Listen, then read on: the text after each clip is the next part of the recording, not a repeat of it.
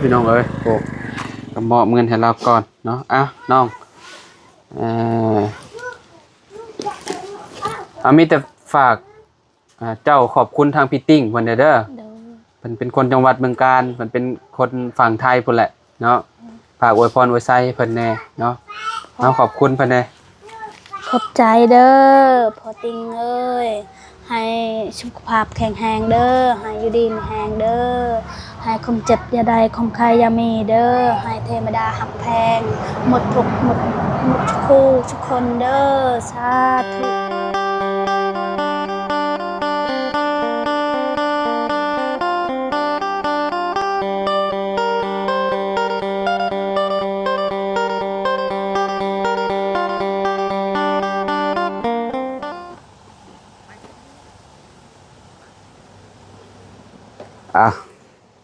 กราบสบายดีเด้อพี่น้องเด้อเนาะต่อเนาะพอดีว่าสิไปซื้อข้าวให้ทางเมน้องเอิงเพิ่นพี่น้องตอนเช้าๆเขาก็เข้าไปแจ้งเพิ่นแล้วพี่น้องเอ้ยไปบอกเพิ่นแต่เช้าๆย่านเพิ่นไปทางอื่นเนาะก็เลยไปบอกเพิ่นไว้ก็เลยถ่ายคลิปพี่น้องเอ้ยเนาะวันนี้ก็ได้เวลาเนาะสิซื้อข้าวไปมอบให้เพิ่นแล้วก็ปลาดุงปลาแดกเป็งนัวแหละเนาะแล้วก็ขนมซื้อไปฝากลูกเพิ่นนำมื้อเช้านี้เห็นลูกเพิ่นน้อยๆหนึ่งพี่น้องเอ้ยเนาะสิซื้อข้าวไป2กระสอบแล้วก็เงินที่เหลือพี่น้องพอดีว่าทางอ้ายเพิ่นฝากเงินมา 8,000 บาทพี่น้องเนาะ 8,000 บาทเพิ่นก็ให้ฮักค่าน้ำมันเฮา 2,000ที่เหลือก็เป็นของแม่น้องเอิงพี่น้องเหลือ 6,000 เนาะเฮาก็สิไปซื้อข้าว2กระสอบก็กระสอบหนึงน่าสิประมาณ 700,000แหละพี่น้องข้าวใหม่เนาะเงินที่เหลือเฮาก็สิมอบให้ทางแม่น้องเอิงไว้ใช้จ่ายในครอบครัวเพิ่นเนาะก่อนอื่นก็ต้องกราบขอบคุณเนาะทางพี่ติ่งหลายๆเด้อเป็นคนจังหวัดบึงกาฬเนาะก็ขอให้เพิ่นอยู่ดีมีแรงความเจ็บบ่ให้ได้ความไข้บ่ให้มีเด้อปรารถนาสิ่งใดก็ขอให้ได้สิ่งนั้นเนาะขอให้ร่ำให้รวยบ่ให้ซวยจักเทื่อเด้อพี่เด้อเนาะที่ขาดบ่ได้ก็คือพ่อแม่พี่น้อง FC ทุกๆคนนั่นแหละเนาะที่เป็นกำลังใจให้ทางทีมงานเฮามาตลอดเด้อขอบคุณหลายๆพ่อแม่พี่น้องเอาบัดนี้เดี๋ยวไปซื้อข้าวไปมอบให้ทางแม่น้องเอิงเพิ่นก่อนพี่น้องไปเบิ่งไปชมกันโดยตอนนี้เราก็มาฮอดเฮือนเพิ่นแล้วพี่น้องเอ้ยเนาะบ่ฮู้ว่าเฮ็ดหยังเด้อุกลุกอยู่พี่น้องเอ้ยเนาะโอ้โมเมนต์แกงหน่อไม้กินบ่นี่เนาะผู้ทางน้องเพิ่นขนข้าวมาให้แหละน้องทรายพี่น้องเอ้ยเนาะน้องอาเจืองชื่ออยู่ในบ้านดงนั่นแหละพี่น้องเอ้ยเนาะข้าวก็ได้กระสอบหนึง700,000ข้าวใหม่พี่น้องเอ้ยเนาะถือว่าแบบสุดยอดเลยได้ข้าวใหม่เจืองมาแล้วดีแต่มีเจืองซอยพี่น้องเอ้ยเนาะเราก็ซื้อขนมให้ลูกเพิ่นน้ำเนาะข้าว2กระสอบพอดีอยู่ตกอยู่ร้าน4พี่น้องเอ้ยเนาะได้บ่เจืองได้อยู่บ่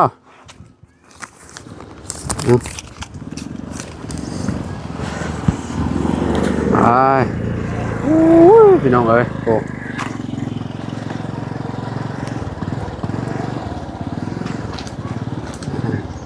รถกระเจ้าเอาลากโดยเฉพาะได้คะแนนขึ้นเข้าไปได้บ่ไอ้สิเอารถไอ้ออกเอารถไอ้ออกกับแป๊บนึงไปพี่น้องเอ้ยเนาะโอ้อ้าวสอยกันแม่น้องเอิงไอ้อุ้ย100 บาทนี่พี่น้องเอ้ยเนาะหอดเทือนหอดซานแล้ว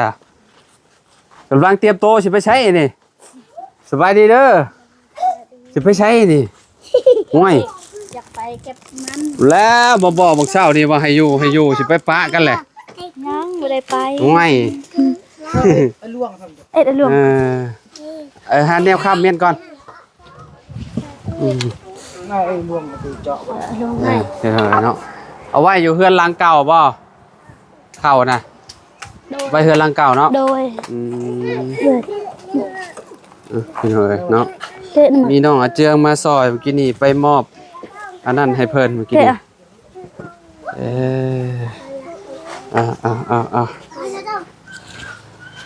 อีล่าอันยับเอากับลูกเอายกขึ้นรถเจืองให้อันมา เบิ่งใส่ไผเป็นมือกล้องให้สิช่วยเจิญมาเป็นมือกล้องให้ค่อยก็ได้เจ้าได้อยู่แล้วว่า ได้ เป็นอยู่เนาะ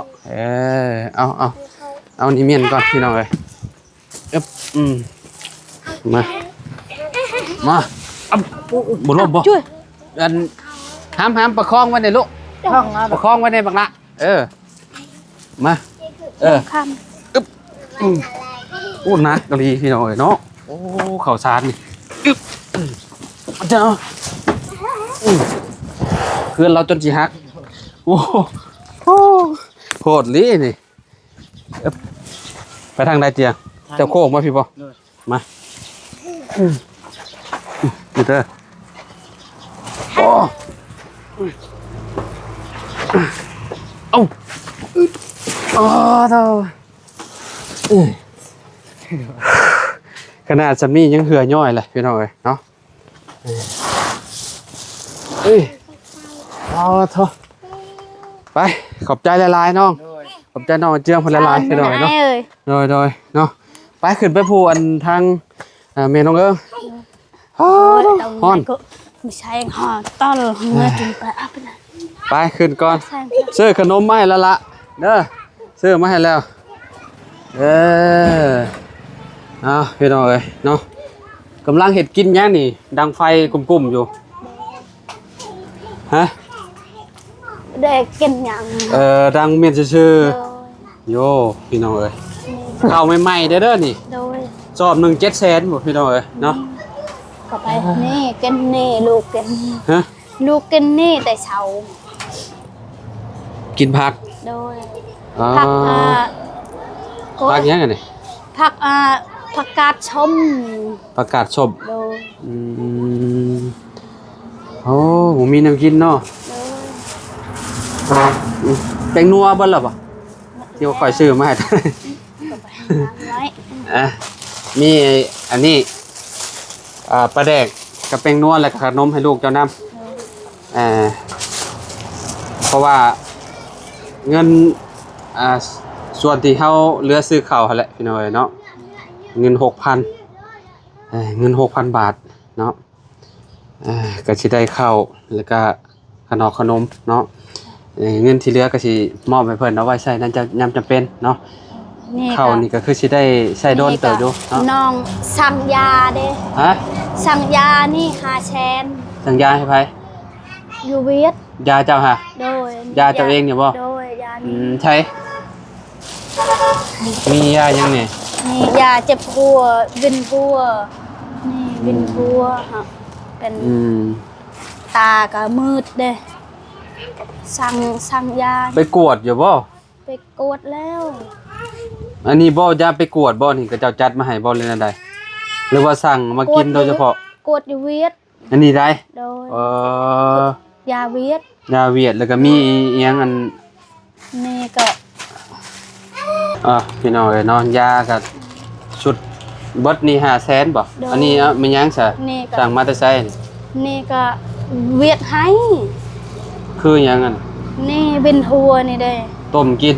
บ่แม่นต้ม เอาห่มบ่ เออ เบิดนี่500,000กีบ โดยตามันนี่อาศัยกับนี่ คือหยังซะบ่ฮู้เลยพี่น้องจะคือหยังเนาะเวียด เจ้าได้เงินมาได้ใช้ เงินก็จะให้เด้พอนึงให้ อ๋อทางพีติ้งเขาให้มาให้นะ โดย ยังเก็บเมียนอยู่เนาะ โดย นั่นแหละมันใส่ในยามจำเป็นเงินคำพี่น้องเนาะเงินบ่มีนี่ไปหายังบ่ได้ได้ไปหาหาหมอก็บ่ได้เนาะอันนี้ยังว่าใครได้เนาะเจ้ายังสิไปต่ออยู่บ่ยังสิไปบ่อนยังจะว่าสิไปมันบ่ไปเฮ็ดหยัง ไปเก็บมัน ไปเก็บมันต่อ โดย อ๋อ แล้วนี่ก็เราบอกไปเก็บมัน เฮาเว้าทาก่อนเราไปอยู่เฮานี่นะ ถ้าเบาลามาหา โดยให้เราแล้วท้านี่ จะสิไปกับไผ ไปกับแม่น้องพร อ แม่น้องพรไปบอกเด้ไปยังคาเวียกแม่พรเอ้ย เพราะว่าข่อยสิเดินทางลงเมื่อบ้านเลยหั่นน่ะ โดย แบบว่าก็เลยพี่น้องเพราะว่ามันหลายมื้อผมก็สิได้ขึ้นมาหั่นน่ะก็เลยแบบมาแล้วยันบ่พอเจ้าเดี๋ยวนะข่อยจังมาแต่เช้าเด้ โดย บอกให้เจ้าอยู่เด้ นั่งจับมือเจ้ามือ มื้อนี้แหละข่อยกลับบ้าน ก็ไปมื้ออื่นหาอยากไปหาหน่อไม้ให้ บ่เป็นหยังบ่เป็นหยังทนายก่อนบ่ทันแล้วมื้อนี้ นี่ก็ สิเดินทางละ นี่ก็ไปกวดอยู่เวียดเด้ไปกวดอยู่ระบาวก็ อืม เวียดเว้าไปเจ้าวินทั่วแม่นตาก็มืดแม่นเว้าแม่นเฮ็ดหยังก็บ่ได้เป่าไผก็บ่ได้ตา เวลาเป่านี่มันแบบมืดเลยบ่ โดยมันอยากสลบเลย อ๋อก็เลยได้จัดยานี่เนาะมาให้เนาะ โดย สิคล้ายคือแบบบำรุงสมองนั่นแหละพี่น้องเอ้ยเนาะอันนี้คือยาทาบ่ตัวนี้แม่นบ่ โดย อ๋อทาเอาเนาะ นี่ก็อยู่กับพวกก็อยากซื้อยาเจอบ่มีเงิน อืม นี่ก็เขาให้เงินก็เฮาไว้ตลอดแทนเอาไว้ตลอดเจอบัดนี้ได้ซื้อยานี้ อืม อยู่กับพัวเจอพัวตั้งคอตลอด อืม ได้เช่น1แล้วพัวคอ อืม อยากได้50นี่ก็เฮานี่ก็ค่อยได้เจอเอาไว้เขาบ่ได้คอนึงเจอเอาไว้เจอมียานี้ซื้อยานี้ โดยแล้วก็เนาะพี่น้องเอ้ยก็ดีใจน้ำเพิดเนาะดีใจกับแม่น้องเอิงเนาะที่มีผู้ใหญ่เพิ่นผู้รักผู้ใหญ่ซื้อข้าวซื้อหยังให้นะพี่น้องข้าวนี่ก็คือสิได้กินโดนเติบอยู่ดอกเนาะยังหลายเติบบ่อันที่ข่อยซื้อมาให้ตอนนั้นแม่นบ่สอบตัวนั้นบ่ โดยชอบตัวนี้ เออ ให้น้องก็บ่มีข้าวกินเด้ตอนพัวตีก็น้องอยู่เฮือนน้องนี่ก็น้องก็ย่านแต่พัวนอนหาย เจอให้ละหาข้าวกินให้นะน้อง เพิ่นมาบ่ได้มาบุญวายเจ้าละติเขามื้อนี้เลิกลากันเลย โดยบ่ได้มา มากับมาหาลูกหาเต้าซื่อๆแล้วติมาลูกก็บ่ได้มาบ่ โดย เออ ลูกค่อยล่ะบ่ได้ไปหาเลยพอ ย้าน พอก็คือกันบ่ได้ไปหาลูก เราเว้าอยู่บางเช้านี่พี่น้องเนาะว่าเพิ่นบ่ได้คอยมาหาลูกหาเต้าเนาะลูกก็บ่ไปหาลูกก็ย่านคือกันเนาะเขาเจ้าเห็นเด็กน้อยเนาะเขาเจ้าย่านได้เนาะเห็นโตเป็นตีเนาะ อืม นี่ก็พ่อก็เจ็บอยู่เฮือนตั้งให้ตลอด จักเป็นยังอยากซอยเนี่ยใด นั่นแหละก็เบิ่งกันไปหั่นแหละเจ้าก็ได้เนาะเอาเงินที่เหลือก็ขอยสิมอบให้เจ้าเอาไว้ใช้ในยามจำเป็นเด้อคือที่เจ้าฮู้หั่นแหละโรคภัยไข้เจ็บมันบ่เข้าภัยออกภัยเนาะเวลาเฮาเจ็บเป็นเฮาบ่สบายเฮาก็ไปเอาเงินจำนวนนี้แหละไปหาหมอเด้อใส่จ่ายเนาะเนาะนี่เงินที่เฮามามอบให้ชุดก่อนแล้วก็ได้ไปซื้อยุงซื้อยาหาหมอพี่น้องนี่แหละเนาะเอาเหลือเงินอยู่2ล้านกับ5แสนพี่น้องเนาะเงินที่เหลือจากซื้อข้าวซื้อนี่ขนมซื้อปลาดอกปลาแดกพี่น้องเนาะเดี๋ยวสิมอบให้เพิ่นเนาะมอบให้แม่น้องเอิงเพิ่นเอาไว้ใช้ในยามจำเป็นนั่นแหละพี่น้องเนาะ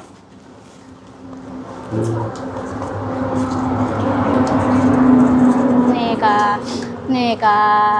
เฮือนยังก็ปะให้พัวเลยอยากสัญชรให้บิลอดเฮานี่พี่น้องเนาะก็มอบเงินให้เราก่อนเนาะน้องมีแต่ฝากเจ้าขอบคุณทางพี่ติ้งเพิ่นเด้อเพิ่นเป็นคนจังหวัดเมืองกาญเพิ่นเป็นคนฝั่งไทยพุ่นแหละเนาะฝากอวยพรอวยไสให้เพิ่นแน่เนาะเอาขอบคุณเพิ่นแน่ขอบใจเด้อพ่อติ้งเอ้ยให้สุขภาพแข็งแรงเด้อให้อยู่ดีมีแรงเด้อให้ความเจ็บอย่าได้ความใครอย่ามีเด้อให้เทวดาหักแพงหมดทุกหมดคู่ทุกคนเด้อสาธุเด้อโดยเนาะ อ่าเฮาก็ในนามสะพานบุญเนาะก็ต้องขอขอบคุณทางพี่ติ้งอีกเทื่อนึงเนาะที่ให้เป็นสะพานบุญให้เด้อเนาะก็ขอให้ร่ำให้รวยบ่ให้ช่วยจักเทื่อปรารถนาสิ่งใดก็ขอให้ได้สิ่งนั้นเนาะนอนหลับให้ได้เงินหมื่นนอนตื่นให้ได้เงินแสนบ่ว่าเจ้าสิเฮ็ดการงานหยังธุรกิจหยังก็ขอให้เจริญในหน้าที่การงานเด้อพี่ติ้งเด้อเนาะที่ขาดบ่ได้ก็คือ FC ทุกๆคนนั่นแหละเนาะที่เป็นกำลังใจให้เนาะขอบคุณหลายๆมื้อนี้เฮาก็เนาะสิเดินทางกลับบ้านแหละพี่น้องก็ก่อนสิเดินทางก็นี่แหละมามอบข้าวมอบน้ำให้เพิ่นเนาะทางแม่น้องเอิงเพิ่นก็ถือว่าโชคใหญ่ล้นทับเพิ่นอีกเทื่อนึงแล้วเด้อนี่พี่น้องเอ้ยเนาะได้ทั้งข้าวได้ทั้งเงินได้ทั้งแนวอยู่แนวกินพี่น้องเอ้ยเนาะเอาข่อยเดินทางกับป้าเด้อบัดนี้เด้อ ขอบใจเด้อ โดยเนาะโอเคพี่น้องเอ้ยเนาะก็เรียบร้อยแล้วเนาะขอไม้หน่อยเด้อน้องโดย นี่ให้ก็เป็นกินน้ำ บ่ได้เพิ่นเอาให้ข่อยแล้วค่าน้ำมันน้ำมันข่อยบ่ได้อันนั้นเด้อเจ้าเก็บเมียนแล้วเด้อเก็บเมียนแล้วเด้อสาวเด้อไว้ใส่ในยามจำเป็นเด้อแม่น้องเอิงเด้อโดยจังได้ก็สู้ๆเด้อโอเคไปป้าแล้วเด้อเอาสบายดีเด้อพี่น้องเอ้ยเนาะเอาอยู่ดีมีแฮงเบิดสุขูสู่คนพี่น้องขอบคุณหลายๆเด้อ FC ทุกๆคนที่เป็นกำลังใจให้เนาะบ่ว่าสิอยู่ในและก็ต่างประเทศพี่น้องเอ้ยเนาะพบพ่อกันใหม่เนาะสำหรับคลิปนี้ไปแล้วพี่น้องเอ้ยเนาะสบายดี